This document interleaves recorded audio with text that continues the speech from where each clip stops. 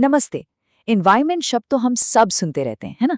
School में, news में, हर तरफ। लेकिन कभी सोचा है कि आखिर ये है क्या और ये इतनी तेजी से बदल क्यों रहा है? तो चलिए आज इस पूरी गुत्थी को सुलझाते हैं। इस बात को समझने के लिए कहानी से शुरुआत करते हैं। ये है रवि। लंबी छुट्टियों के बाद जब रवि अपने स्कूल गया ना, तो उसने देखा कि स्कूल के पास जो उसका फेवरेट प्लेग्राउंड था वो पूरा खोद दिया गया है। पता चला कि वहां एक बहुत बड़ी बिल्डिंग बनने वाली है। ये देखकर बेचारे रवि की आंखों में आंसू आ गए। अब रवि जैसा एहसास तो कहीं ना कहीं हम सबको हुआ है। कभी ना कभी सोचा जरूर होगा कि आखिर हमारे आसपास का माहौल यानी हमारा एनवायरनमेंट बदल क्यों रहा है? क्यों पार्क छोटे हो रहे हैं और बिल्डिंग्स बड़ी? हवा पहले जैसी साफ क्यों नहीं लगती? तो इन्हीं सवालों के जवाब ढूंढने के लिए हम एक छोटा सा सफर तय करेंगे। पहले समझेंगे कि ये एनवायरनमेंट चीज क्या है, फिर उसके 3 हिस्सों को देखेंगे, धरती के 4 मेन डोमेन्स को जानेंगे और फिर देखेंगे कि ये सब आपस में कैसे जुड़ा है, जिसे इकोसिस्टम कहते हैं। और हाँ, फिर बात करेंगे इंसानों की और उनके इम्पैक्ट की।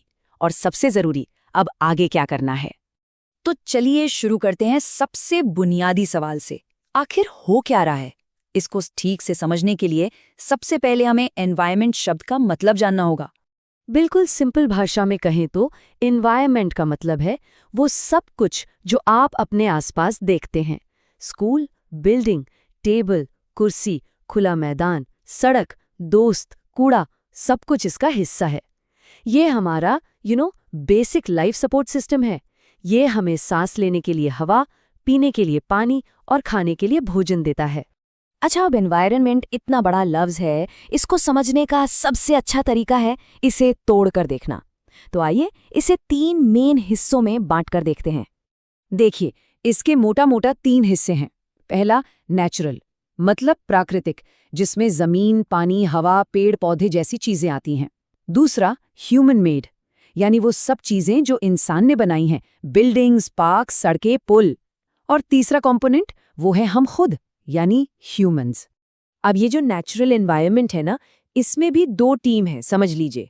एक है बायोटिक, यानी सारी जिंदा चीजें जैसे पेड़ पौधे, जानवर, हम और आप।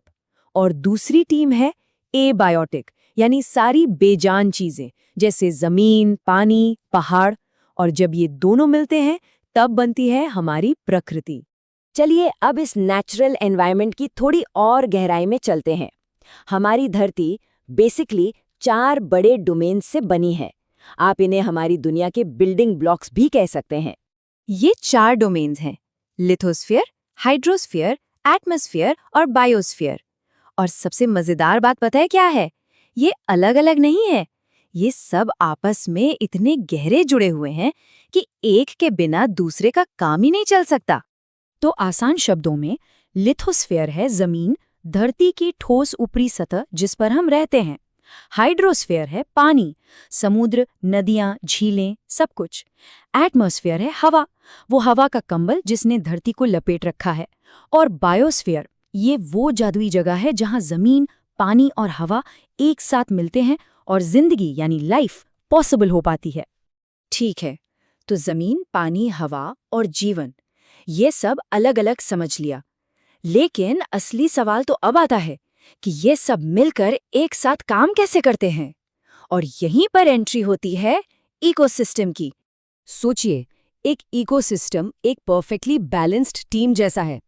इस टीम में सारे जिंदा खिलाड़ी यानी पेड़, पौधे, जानवर और उनका मैदान यानी पानी, मिट्टी, हवा, सब एक दूसरे के साथ मिलकर काम करते हैं। इसी आपसी तालमेल को इकोसिस्टम कहते हैं।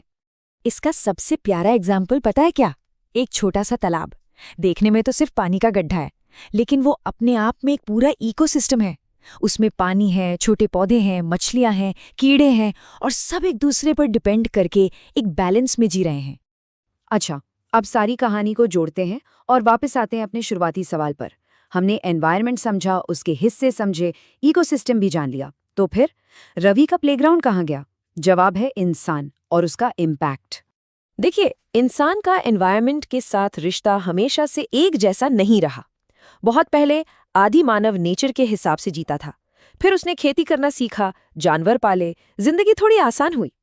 फिर आया इंडस्ट्रियल रेवोल्यूशन, जिससे बड़े पैमाने पर प्रोडक्शन शुरू हुआ। और आज तो ट्रांसपोर्टेशन और इन्फॉर्मेशन का जमाना है, जिसने सब कुछ बदल कर रख दिया है। इस बदलाव का असर अच्छा भी हुआ और बुरा भी। हमने पेड़ लगाए, जानवरों को बचाया, ये सब अच्छी चीजें हैं। लेकिन हमने पोल्यूशन भी किया, जंगल काट दिए और जमीन से जरूरत से कहीं ज्यादा चीजें निकाल ली। रवि का प्लेग्राउंड जाना इसी नेगेटिव इम्पैक्ट का एक छोटा सा लेकिन दिल दुखाने वाला नतीजा है। तो ठीक है, प्रॉब्लम समझ आ गई, लेकिन अब आगे क्या? असली चैलेंज तो ये है कि हम अपनी जरूरतों और प्रकृति के बीच एक परफेक्ट बैलेंस, एक संतुलन कैसे बनाएं? और इसकी शुरुआत एक बहुत ही सिंपल लेकिन पावरफुल फॉर्मूला से हो सकती है। 3R। पहला है रिड्यूस, यानी चीज़ों का इस्तेमाल कम करें। दूसरा है रीयूज, यानी चीज़ों को फेंकने के बजाय बार बार इस्तेमाल करें। और तीसरा है रीसाइकिल, यानी कचरे से कुछ नया और काम का बनाएं। तो इस पूरी चर्चा को मैं इसी एक सवाल पर छोड़ना चाहता हूँ। असली सोचने वाली बात यह है कि हम सब मिलकर अपने एनवायरनमेंट के साथ वो परफेक्ट और शांतिपूर्ण संतुलन, वो हार्मोनियस बैलेंस आखिर कैसे बना सकते हैं? इस पर सोचना जरूरी है।